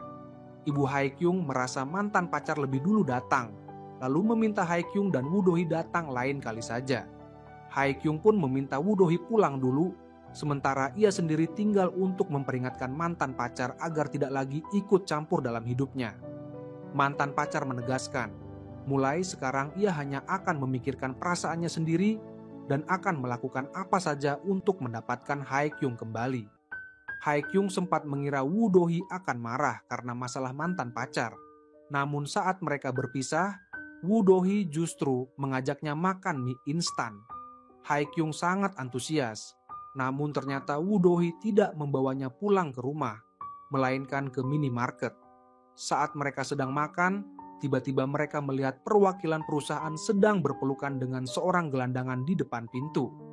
Perwakilan itu pernah mengatakan bahwa ia jatuh cinta pada gelandangan itu. Meski tidak tahu masa lalunya, ia yakin orang yang ia cintai adalah orang baik dan ingin bersamanya. Saat mereka hendak berciuman, Woo Do-hee tiba-tiba keluar mengganggu, sementara Haikyung mengenali gelandangan itu sebagai seniornya. Haikyung menarik seniornya ke samping dan bertanya mengapa ia ada di sana. Seniornya tidak menjelaskan keadaannya, hanya mengatakan bahwa cinta pertama Woo Do-hee dulu adalah pasiennya, yang karena kekurangan kasih sayang di masa kecil, kini menderita gangguan obsesif dan paranoid berat, sehingga Haikyung harus sangat berhati-hati. Haikyung tidak menceritakan hal ini pada Woo Do-hee. Saat berpisah, Haikyung mencium kening Woo Do-hee, dan mereka pun berpisah dengan berat hati. Keesokan harinya, Haikyung, mantan pacar dan cinta pertama bersama-sama syuting acara. Persaingan kata-kata di antara mereka membuat suasana menjadi sangat tegang dan penuh makna. Saat sesi mencicipi makanan, cinta pertama memilih kue stroberi, dan sebelum memakannya, ia menatap Woo Do-hee. Woo Do-hee tiba-tiba teringat sesuatu, langsung melompat dan menahan tangan cinta pertamanya, memerintahnya untuk segera meludahkan kue itu. Ia lalu dengan panik mencari obat alergi di tas cinta pertama dan memaksanya minum obat, sambil menjelaskan pada Haikyung tentang riwayat alergi cinta pertama. Haikyung segera melakukan pertolongan pertama. Dan setelah kondisi cinta pertama membaik, ia mengatur agar cinta pertama dibawa ke rumah sakit. Mantan pacar yang licik melihat foto Woo Do-hee dan cinta pertama jatuh dari tas cinta pertama, lalu segera mengambil dan menyerahkannya pada cinta pertama di depan Woo Do-hee dan Hae-kyung. Hae-kyung dengan tegas mengatakan bahwa ia sudah tahu masa lalu Woo Do-hee dan cinta pertamanya, dan apapun yang dilakukan mantan pacar tidak akan mempengaruhi perasaannya pada Woo Do-hee. Namun, mantan pacar tetap berusaha memancing emosi, yakin Hae-kyung pasti tetap peduli. Woo Do-hee khawatir Hae-kyung akan berpikiran macam-macam, lalu menelepon Hae-kyung. Namun, Hae-kyung justru lebih khawatir Woo Do-hee akan dimarahi perwakilan perusahaan karena acara sempat kacau, dan berjanji akan mengajaknya makan malam setelah selesai kerja. Saat bertemu, Woo Do-hee dengan serius menjelaskan bahwa ia dan cinta pertamanya sudah tidak ada hubungan apa-apa, berharap Hae-kyung tidak mempermasalahkan hal itu. Hae-kyung sepenuhnya percaya pada Woo Do-hee. Hanya saja saat melihat Woo Do-hee memegang tangan cinta pertamanya, ia merasa sedikit tidak nyaman, lalu meminta Woo Do-hee jika suatu saat panik, hal pertama yang harus dilakukan adalah memegang tangannya. Setelah cinta pertama sembuh dari alergi, perusahaan mengadakan kegiatan outdoor. Mereka bermain perang-perangan dengan senjata mainan. Dalam pertandingan, Woo Do-hee tertangkap cinta pertamanya, yang awalnya ingin membiarkannya lolos. Namun Hae-kyung datang tepat waktu dan menembak cinta pertama, menyelamatkan Woo Do-hee. Semangat kompetitif Woo Do-hee pun bangkit. Setelah diselamatkan, ia malah menembak Hae-kyung, ingin menjadi pemenang terakhir. Namun, saat berjalan keluar, ia justru ditembak mantan pacar dan gugur. Ia pun mengangkat tangan menyerah, namun mantan pacar yang kesal melanggar aturan dan terus menembak Woo Do-hee. Untungnya, perwakilan perusahaan yang berada di atas menembak mantan pacar untuk membalaskan dendam Woo Do-hee. Setelah permainan selesai, mantan pacar mengeluh kakinya lecet dan meminta bantuan Hae-kyung untuk mengoleskan obat. Rekan-rekan yang tidak tahu Hae-kyung dan Woo Do-hee berpacaran ramai-ramai menggoda mereka agar balikan. Hae-kyung yang tak bisa menolak akhirnya pergi ke mantan pacar dengan kotak obat. Mantan pacar memanfaatkan kesempatan itu untuk bertanya apakah Hae-kyung benar-benar pernah mencintainya. Hae-kyung dengan jujur mengaku dulu memang sangat mencintai, dan saat putus pun ia sangat menderita. Namun kini semua perasaan itu sudah hilang. Ia hanya ingin memulai hidup baru. Mantan pacar menangis dan bersandar di dada Hae-kyung, mencari sedikit kenyamanan. Hae-kyung tidak tega menolaknya saat sedang sedih. Namun adegan yang mirip pelukan itu kebetulan dilihat oleh Woo Do-hee. Karena masih ada pekerjaan di klinik, Hae-kyung pamit lebih dulu. Cinta pertama lalu menemui Woo Do-hee secara pribadi, berterima kasih karena sudah menyelamatkannya. Karena angin di pegunungan sangat kencang, ia ingin memakaikan jaket pada Woo Do-hee. Namun Woo Do-hee menolak dan dengan tegas menjaga jarak. Saat malam tiba, semua orang berkumpul minum bersama. Woo Do-hee tiba-tiba menerima pesan dari Hae-kyung yang ternyata kembali lagi, karena khawatir Woo Do-hee salah paham soal mantan pacar. Woo Do-hee percaya Hae-kyung tidak akan main-main dengan mantan. Namun Hae-kyung mengaku, setiap kali membayangkan Woo Do-hee bersama cinta pertamanya, ia tidak bisa menahan diri untuk cemburu. Ia pun berharap Woo Do-hee juga tidak perlu merasa tidak nyaman karena masalah mantan pacar. Setelah semua kesalahpahaman teratasi, Hae-kyung mengungkapkan cintanya dan berjanji akan selalu menghargai dan memperlakukan Woo Do-hee dengan baik. Mereka pun berciuman mesra, menumpahkan semua perasaan cinta dalam napas yang memburu. Setelah kegiatan outdoor selesai dan kembali ke kota, cinta pertama berjalan di jalanan dan tiba-tiba dihadang oleh senior gelandangan. Begitu melihat seniornya, ia langsung ketakutan dan lari ke jalan, terjatuh karena menghindari mobil. Seniornya menangkapnya dan membawanya ke kafe untuk bicara. Ternyata senior itu adalah dokter spesialis kejiwaan dan dulu cinta pertama yang bekerja sebagai jurnalis pernah memberitakan bahwa seniornya membunuh pasien demi uang. Akibatnya, keluarga seniornya dicap sebagai keluarga pembunuh dan hidup mereka hancur. Seniornya pun kehilangan segalanya, istri dan anaknya pergi, dan ia mencari cinta pertama selama bertahun-tahun. Kini, ia menuntut Cinta Pertama untuk memperbaiki berita bohong itu dan mengklarifikasi di acara TV demi keadilan. Namun, Cinta Pertama menolak, karena jika reputasinya hancur, keluarganya tidak akan pernah menerimanya kembali. Seniornya marah karena Cinta Pertama tetap egois, lalu memperingatkan bahwa ini adalah kesempatan terakhir untuk dimaafkan. Jika tetap menolak, ia tidak bisa menjamin apa yang akan terjadi. Woo Do-hee dan Hae-kyung sama sekali tidak tahu soal konflik ini. Malam itu, Woo Do-hee menonton film di rumah Hae-kyung dan hampir tertidur. Hae-kyung mengisyaratkan agar Woo Do-hee menginap, namun Woo Do-hee merasa hubungan mereka berjalan terlalu cepat dan bersikeras pulang ke rumah sendiri. Hae-kyung pun mengantarnya sampai depan pintu dan baru pergi setelah Woo Do-hee masuk rumah. Saat masuk ke dalam, Woo Do-hee menemukan rumahnya berantakan. Jelas ada orang yang masuk dan mengacak-acak. Ia ketakutan dan segera menelepon Hae-kyung. Hae-kyung yang panik langsung memutar balik mobil dan kembali. Woo Do-hee melihat ada sesuatu di balik tirai, lalu mengambil wajan dan perlahan membuka tirai. Ia terkejut melihat Cinta Pertamanya duduk di lantai dengan tangan dan wajah penuh darah. Woo Do-hee marah dan cemas, bertanya mengapa Cinta Pertamanya ada di sana. Cinta Pertama yang tampak kehilangan akal menjelaskan dengan kacau bahwa ia masuk karena kode kunci pintu rumah Woo Do-hee belum diganti dan ia hanya ingin mencari foto kenangan mereka. Namun, ia tidak menemukan satupun jejak dirinya di rumah Woo Do-hee, sehingga kehilangan kendali dan membuat rumah berantakan. Belum selesai bicara, terdengar suara Hae-kyung memanggil dan mengetuk pintu dari luar. Woo Do-hee tidak ingin Hae-kyung melihat dirinya terjebak masa lalu, juga ingin menjaga harga diri Cinta Pertamanya, lalu memberi isyarat agar ia diam. Ia pun pura-pura tenang membuka pintu dan berbohong bahwa ibunya yang datang, sehingga ia panik. Hae-kyung yang tadi mendengar suara panik Woo Do-hee di telepon, setengah percaya setengah ragu dengan alasan itu. Namun, apapun yang ditanya, Woo Do-hee tetap bersikeras tidak ada apa-apa. Sehingga Hae-kyung akhirnya pergi. Woo Do-hee kembali ke kamar dan dengan tegas memperingatkan Cinta Pertamanya bahwa masuk ke rumah orang lain tanpa izin adalah tindakan kriminal dan hubungan mereka sudah benar-benar berakhir. Ia menyarankan Cinta Pertamanya segera kembali ke Amerika dan jika berani melakukan hal seperti ini lagi, ia tidak akan segan-segan melaporkan ke polisi. Malam itu, Woo Do-hee yang ketakutan pulang ke rumah orang tuanya. Ibunya melihat Woo Do-hee menangis karena masalah cinta, lalu memeluknya dengan penuh kasih sayang. Ia juga memanggil ayah Woo Do-hee dan secara resmi mengajukan cerai.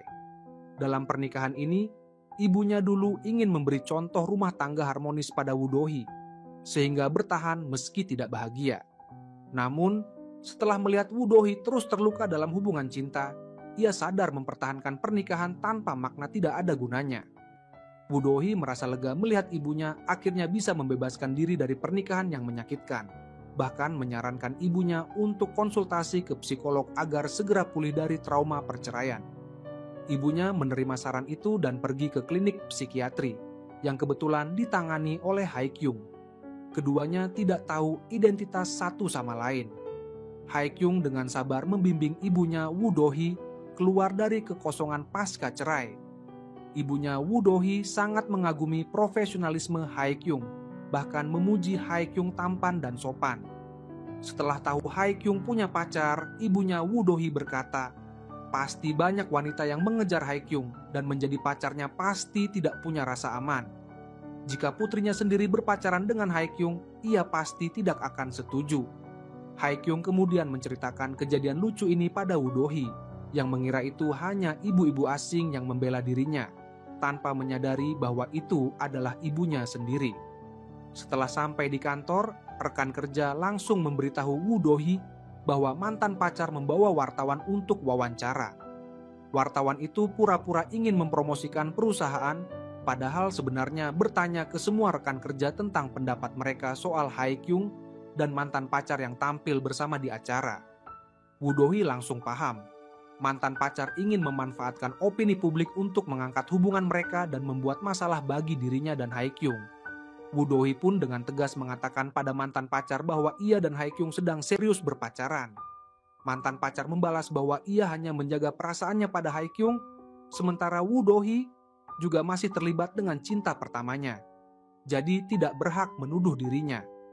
Woo Do-hee malas berdebat, lalu menerima telepon dari Haikyung dan mereka sepakat makan malam bersama setelah pulang kerja. Baru saja Haikyung menutup telepon, cinta pertama datang ke klinik, mengaku ingin konsultasi psikologi dan meminta bantuan Haikyung. Haikyung menjelaskan bahwa konsultasi psikologi membutuhkan kepercayaan penuh antara pasien dan dokter, dan mereka jelas tidak bisa melakukannya. Ia pun menawarkan untuk merekomendasikan dokter lain, namun cinta pertama bersikeras dan menolak pergi dari klinik. Sementara itu, sepupu cinta pertama menceritakan pada Woo Do-hee tentang masa kecil cinta pertama. Ayah cinta pertama adalah anak orang kaya yang dulu kabur demi cinta bersama ibu cinta pertama. Namun beberapa tahun kemudian tidak tahan hidup miskin dan kembali ke keluarganya. Awalnya, keluarga besar menerima cinta pertama karena ia anak tunggal. Tapi entah kenapa beberapa tahun kemudian ia diusir. Hal ini membuat cinta pertama mengalami trauma psikologis berat. Untungnya, sekarang ia mau menerima konsultasi psikologi dan sudah pergi ke klinik Haikyung. Woo Do-hee merasa ada yang tidak beres, lalu buru-buru pergi ke klinik. Ia terkejut melihat Haikyung memegang kerah baju cinta pertama dengan marah. Cinta pertama yang melihat Woo Do-hee langsung berpura-pura menjadi korban dan meminta tolong. Haikyung menoleh dan melihat tatapan tidak percaya di mata Woo Do-hee.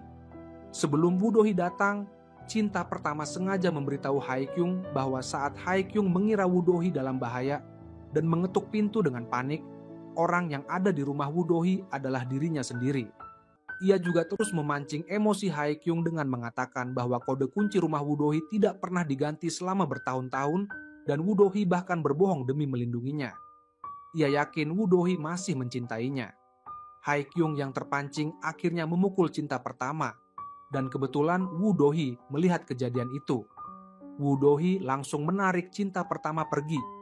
Haikyung ingin mengejar, namun seorang pasien tiba-tiba mengalami serangan panik dan butuh pertolongan. Setelah menenangkan pasien, Woo Do-hee dan cinta pertama sudah tidak ada di tempat. Woo Do-hee membawa cinta pertama ke depan kantor polisi, berniat melaporkan cinta pertama atas tuduhan masuk rumah tanpa izin dan terus-menerus mengganggu. Cinta pertama yang mendengar itu langsung memohon dan meminta maaf. Woo Do-hee pun kembali luluh dan membiarkannya pergi. Ia sangat membenci dirinya sendiri karena tidak bisa menyelesaikan masalah cinta lama yang sudah berlalu dan lebih merasa bersalah karena telah merepotkan Haikyung. Ia pun menangis sejadi-jadinya untuk meluapkan emosi, lalu memanggil sepupu cinta pertama untuk menjemputnya. Sebelum itu, sepupu cinta pertama baru saja bertengkar dengan mantan pacar Haikyung. Mantan pacar ingin mempublikasikan hasil wawancara wartawan untuk memaksa Haikyung kembali padanya. Sepupu cinta pertama memarahi mantan pacar, mengatakan bahwa dulu mereka sendiri yang memilih melepaskan. Sekarang setelah Haikyung dan Woo Do-hee susah payah memulai hubungan baru, mereka malah mengganggu. Ia menegaskan, cinta sejati bukan memaksa orang yang dicintai tetap di sisi kita, tapi melepaskan demi kebahagiaan orang itu. Mantan pacar pun tersadar dan membatalkan rencana mempublikasikan wawancara, serta memutuskan untuk meninjau ulang hubungannya dengan Haikyung. Woo Do-hee berjalan sendirian ke jembatan tempat ia dan Haikyung pernah bertemu secara kebetulan. Kenangan pertemuan takdir itu masih jelas teringat, namun kini hatinya dipenuhi ketakutan. Khawatir terlalu menghargai masa kini tapi tidak bisa lepas dari bayang-bayang masa lalu. Haikyung yang tidak menemukan Woo Do-hee kemana-mana, minum bersama seniornya untuk melampiaskan kesedihan. Ia menyesal telah memukul cinta pertama. Namun setelah mendengar cinta pertama ingin memiliki Woo Do-hee sepenuhnya dan Woo Do-hee juga berbohong padanya, ia benar-benar tidak bisa menahan diri. Saat Woo Do-hee berjalan ke minimarket, ia melihat Haikyung sudah mabuk berat di meja, terus-menerus memanggil namanya. Woo Do-hee menahan air mata, ingin mengelus Haikyung, namun hatinya dipenuhi rasa bersalah karena merasa dirinya yang tidak mampu menyelesaikan masalah cinta lama, sehingga merasa tidak pantas memiliki Haikyung. Namun, keesokan paginya, Haikyung muncul di depan pintu rumah Woo Do-hee, mengajaknya sarapan bersama. Woo-do-hee meminta maaf kepada Hae-kyung karena dirinya telah membuat Hae-kyung ikut terpengaruh oleh masalahnya. Hae-kyung dengan hangat menghibur kekasihnya, mengatakan bahwa semua ini bukan salah Woo-do-hee. Namun, Woo-do-hee tetap terjebak dalam pikirannya sendiri, merasa bahwa jika hubungan mereka berakhir sebelum mereka saling mengetahui nama masing-masing, semua masalah ini tidak akan pernah terjadi. Dengan menahan sakit hati, Woo-do-hee berkata bahwa makan bersama Hae-kyung membuatnya merasa sangat tidak nyaman dan ia ingin mengakhiri hubungan mereka. Hae-kyung yang patah hati merasa sangat menderita.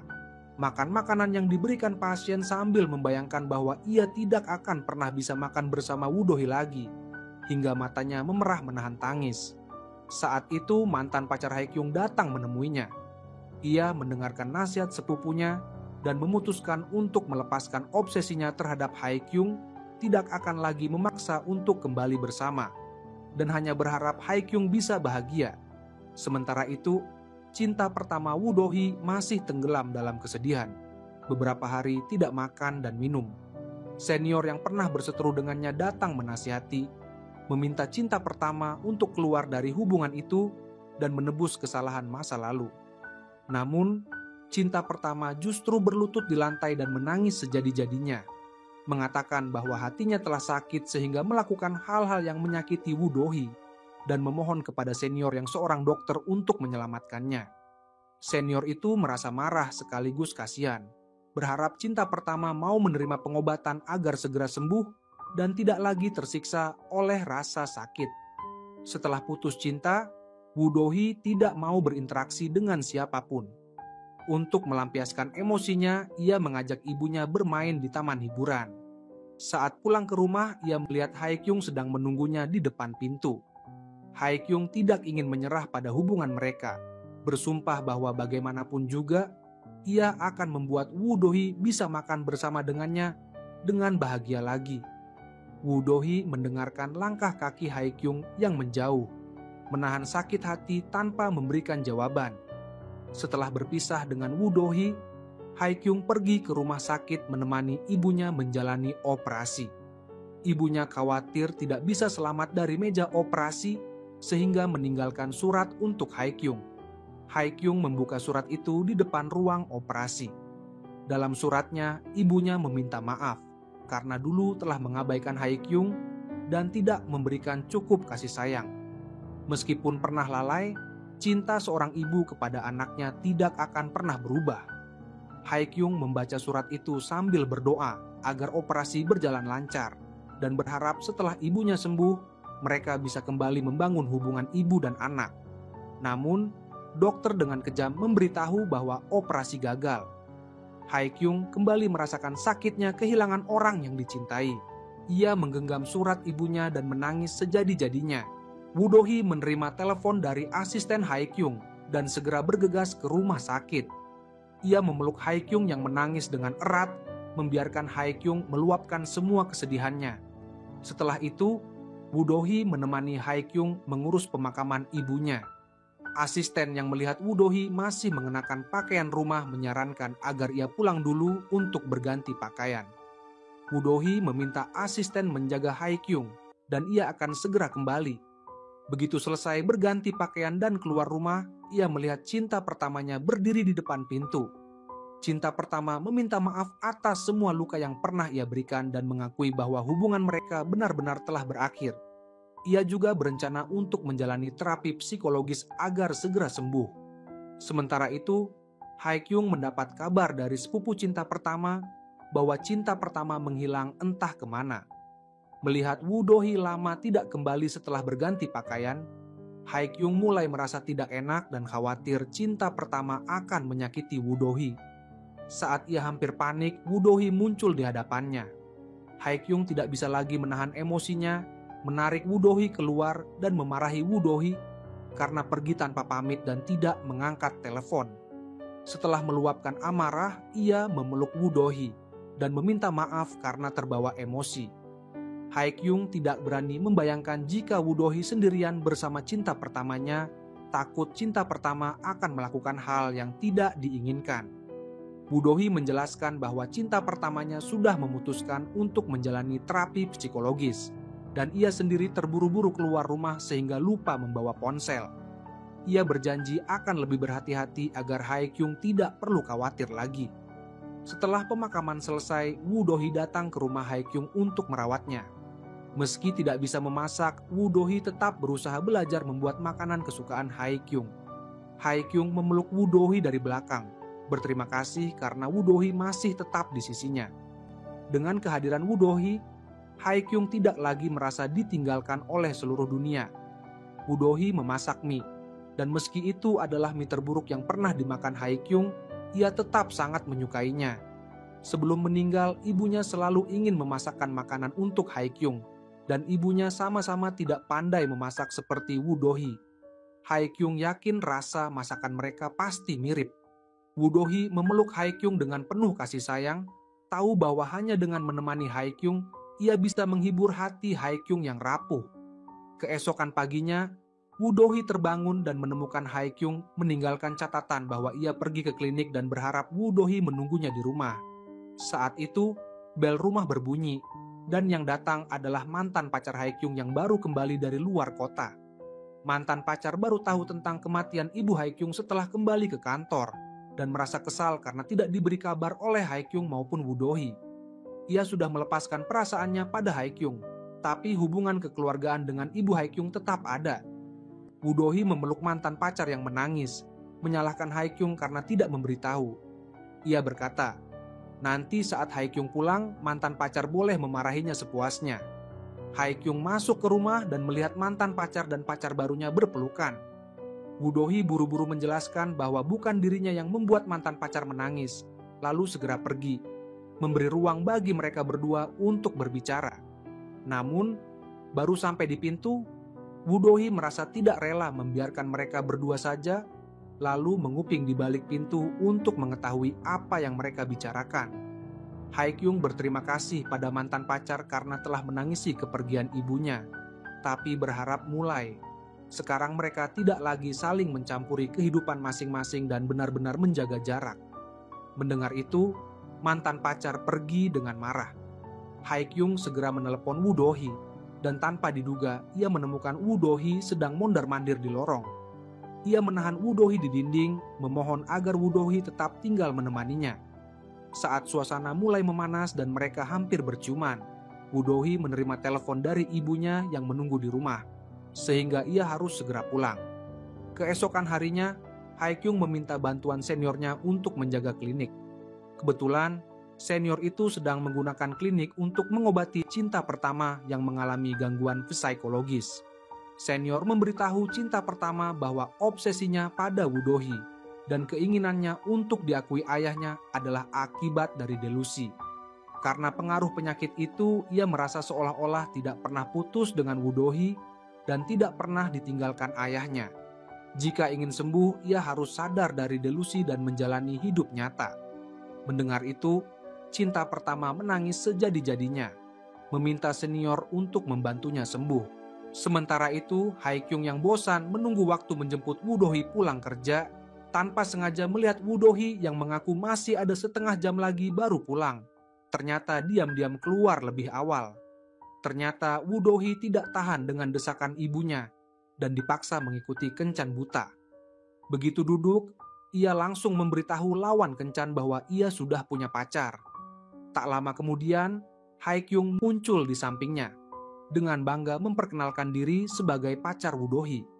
Ternyata, lawan kencan Woo Do-hee juga sudah punya pacar, hanya belum sempat jujur pada keluarganya, jadi sama-sama hanya menjalani formalitas. Setelah saling menjelaskan, lawan kencan pun segera pamit, tidak ingin mengganggu kemesraan Woo Do-hee dan Hae-kyung. Hae-kyung kesal karena Woo Do-hee masih menyembunyikan hubungan mereka dari ibunya dan meminta agar segera dikenalkan pada keluarga. Woo Do-hee baru mengaku bahwa pasien yang dulu datang ke klinik Hae-kyung dan berkata tidak akan pernah menikahkan putrinya dengan dokter itu adalah ibunya sendiri. Ibunya merasa Hae-kyung terlalu lembut dan mudah menarik perhatian wanita, sehingga jika tiba-tiba mengumumkan hubungan mereka, pasti akan ditentang. Woo Do-hee ingin mempersiapkan segalanya dulu sebelum secara resmi membawa Hae-kyung ke rumah. Hae-kyung bertanya apa yang disukai ibunya Woo Do-hee. ingin mengambil hati calon mertua. Mereka berjalan sambil mengobrol dan tertawa, namun tiba-tiba melihat cinta pertama sedang mengawasi mereka dari kejauhan. Hye-kyung segera menelepon seniornya, memberitahu bahwa cinta pertama ada di pinggir jalan. Senior meminta Hye-kyung untuk tidak memancing emosi cinta pertama dan segera datang ke lokasi. Hye-kyung meminta Woo Do-hee menunggu di tempat, lalu mendekati cinta pertama dan membujuknya kembali ke klinik. Namun, cinta pertama justru berlari ke jalan. Dan saat sebuah mobil melaju kencang, Hye-kyung dengan sigap mendorong cinta pertama hingga selamat. Namun dirinya sendiri tertabrak dan terpental. Hye-kyung yang tidak sadarkan diri segera dilarikan ke ruang operasi. Operasi berjalan sukses, dan Woo Do-hee menangis di samping tempat tidur Hye-kyung, berulang kali memohon agar Hye-kyung segera sadar. Hye-kyung seolah mendengar panggilan Woo Do-hee, jarinya bergerak dan menggenggam tangan Woo Do-hee, lalu perlahan membuka mata. Woo Do-hee menangis bahagia, meletakkan kepalanya di dada Hye-kyung. Akhirnya bisa meluapkan semua ketakutan dan kecemasan yang selama ini ia pendam. Senior Hye-kyung yang menunggu di samping merasa bersalah karena tidak bisa menjaga cinta pertama hingga akhirnya Hye-kyung terluka. Ia berkata, Hye-kyung tidak perlu mengorbankan diri sampai sejauh itu. Namun, Hye-kyung berkata pelan, selain karena tugas sebagai dokter, ia juga tidak ingin cinta pertama mengalami kecelakaan di depan mata Woo Do-hee. Karena jika itu terjadi, cinta pertama akan menjadi luka abadi di hati Woo Do-hee. Ia tidak ingin Woo Do-hee hidup dalam penyesalan. Pada saat yang sama, ayah cinta pertama datang ke rumah sakit setelah mendapat kabar. Ia sama sekali tidak peduli dengan luka cinta pertama, justru langsung memarahinya. Mengungkit masalah lama yang dulu sudah pernah ia bereskan. Ternyata, dulu cinta pertama pernah membuat berita palsu yang menghancurkan reputasi dan kehidupan senior Hye-kyung. Ia pernah memohon pada ayahnya agar membantu memperbaiki berita itu dan membersihkan nama senior. Namun ayahnya khawatir reputasi perusahaan tercoreng, sehingga mengirim cinta pertama ke luar negeri dan menolak memperbaiki nama senior. Kini, setelah kecelakaan, ayahnya menyesal tidak memutuskan hubungan sejak dulu. Cinta pertama yang sudah tidak tahan akhirnya melawan, mengatakan bahwa seharusnya ia yang memutuskan hubungan dengan ayahnya. Ayahnya yang marah menampar cinta pertama. Cinta pertama dengan mata merah menuduh, selama ini ia selalu berharap ayahnya benar-benar menganggapnya sebagai anak dan mencintainya. Namun kini semua harapan itu hancur. Ia berkata, mulai sekarang ia tidak mau lagi menjadi anak ayahnya dan tidak akan lagi memohon kasih sayang yang memang tidak pernah ada. Ayahnya pergi dengan marah, meninggalkan ancaman. Senior Hye-kyung yang mendengarkan percakapan itu dari luar akhirnya sadar. Orang yang benar-benar bermasalah secara psikologis adalah ayah cinta pertama. Pria egois itu tidak pernah memberikan cinta sedikit pun pada anaknya, sehingga cinta pertama tumbuh dalam penderitaan dan hidup dalam delusi. Melihat cinta pertama menangis sedih, senior menepuk bahunya dan menasihati agar segera bangkit dari luka. Tubuh cinta pertama sudah pulih dan bisa keluar dari rumah sakit kapan saja. Ia memutuskan untuk pergi ke panti rehabilitasi di desa, sampai benar-benar bisa melupakan masa lalu dan memulai hidup baru. Saat Woo Do-hee keluar dari kamar rumah sakit, ia bertemu cinta pertama yang hendak keluar dari rumah sakit. Kali ini, cinta pertama berjalan lurus tanpa menoleh ke arah Woo Do-hee, langsung pergi begitu saja. Sebenarnya, cinta pertama pernah diam-diam melihat Hye-kyung di kamar rumah sakit, merasa bersalah karena telah membuat Hye-kyung terluka, dan akhirnya sadar bahwa hanya dengan menghilang dari kehidupan semua orang, barulah semua orang bisa hidup bahagia. Setelah Hye-kyung keluar dari rumah sakit, Woo Do-hee merawatnya dengan penuh perhatian. Ia bahkan meminta ibunya memasakkan makanan bergizi dengan alasan lembur di kantor. Sejak usia 10 tahun, Hye-kyung sudah memasak sendiri. Dan selama bertahun-tahun baru kali ini ia kembali merasakan masakan orang tua. Ia sangat terharu dan semakin berterima kasih pada Woo Do-hee atas semua kehangatan dan kebahagiaan yang diberikan. Suatu malam, Woo Do-hee bermimpi buruk, melihat Hye-kyung tertabrak mobil dan tidak pernah sadar kembali. Ia terbangun dengan panik. bahkan tidak bisa membedakan apakah itu mimpi atau kenyataan. Tanpa sempat berganti pakaian, ia langsung berlari ke rumah Haikyung. Melihat Haikyung baik-baik saja, ia langsung memeluknya erat dan menceritakan semua ketakutannya. Untuk menenangkan Woo Do-hee, Haikyung meminta Woo Do-hee membantunya mengganti perban.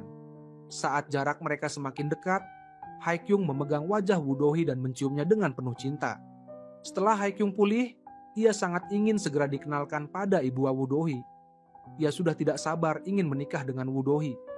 Ibu Woo Do-hee yang tahu Haikyung adalah pacar putrinya, menarik Woo Do-hee ke samping dan mengungkapkan kekhawatirannya.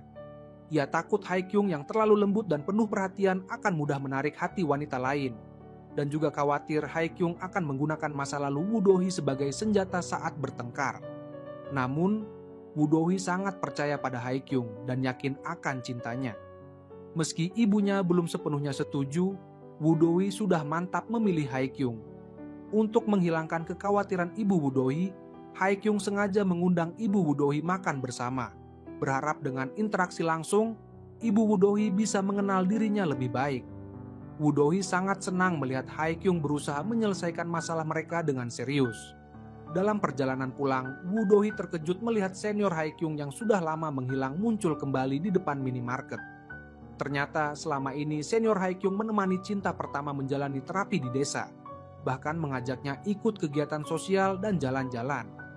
Dalam proses menyembuhkan cinta pertama, senior Haikyung juga berhasil melepaskan dendam masa lalu dan kembali percaya diri untuk memulai hidup baru. Woo Do-hee dan Haikyung mengadakan pesta penyambutan untuk senior Haikyung. Di tengah acara, Woo Do-hee diam-diam mengundang perwakilan perusahaan karena tahu perwakilan itu selama ini diam-diam menunggu senior Haikyung. Ia ingin memberi kejutan pada mereka berdua. Begitu bertemu, perwakilan dan senior Haikyung saling menatap penuh kerinduan. Melihat itu, Woo Do-hee dan Haikyung segera pergi, memberi mereka ruang untuk berdua. Pada saat yang sama, cinta pertama yang sudah sembuh dari gangguan psikologis juga kembali ke Seoul. Sepupu dan mantan pacar Haikyung yang melihat cinta pertama sudah bisa menerima kenyataan dan memulai hidup baru, sangat bahagia untuknya. Sepupu dan mantan pacar Haikyung kini sedang merintis usaha bersama, membuat program fashion. Meski jumlah likes program mereka tinggi, mereka belum juga mendapat keuntungan. Untuk mengubah keadaan, mantan pacar mengajak cinta pertama bergabung dalam tim. Ia yakin dengan kecerdasan cinta pertama, program mereka pasti akan sukses dan menghasilkan uang.